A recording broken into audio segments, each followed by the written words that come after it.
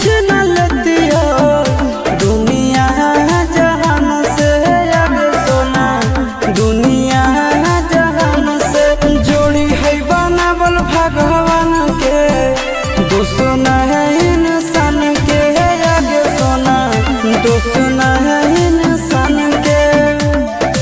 जोड़ी है बनावल भगवान के, दोसना है इंसान के आगे सोना, दोसना है इंसान के।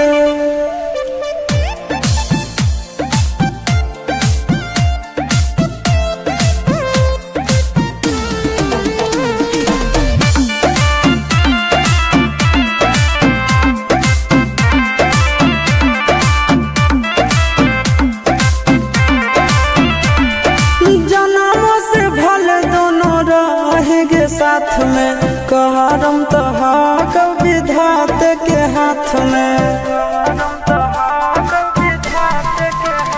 आगे जन्मों से भले दोनों रहेंगे साथ में, करम तो हक विधाते के हाथ में। कन्हैया से मिल जाते हमारा तो मंगल दियल कान के है आगे सोना, मंगल दियल कान के। जोड़ी है बनावल भगवान के, दोसना है इंसान के है आगे सोना, दोसना है भगवान के।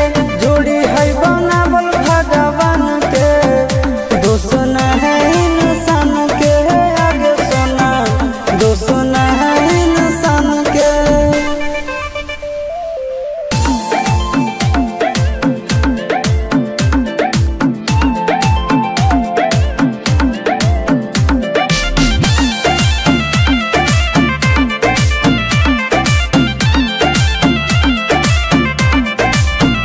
आगे तोर नहीं कसूर नहीं हमर कसूर गे, दोनों के कैला का ऊपर वाला दूर गे।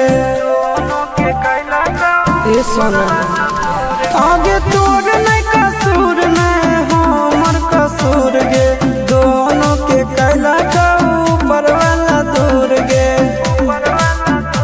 आगे आशीष के छोड़ा के तो मिलोगे चिंटू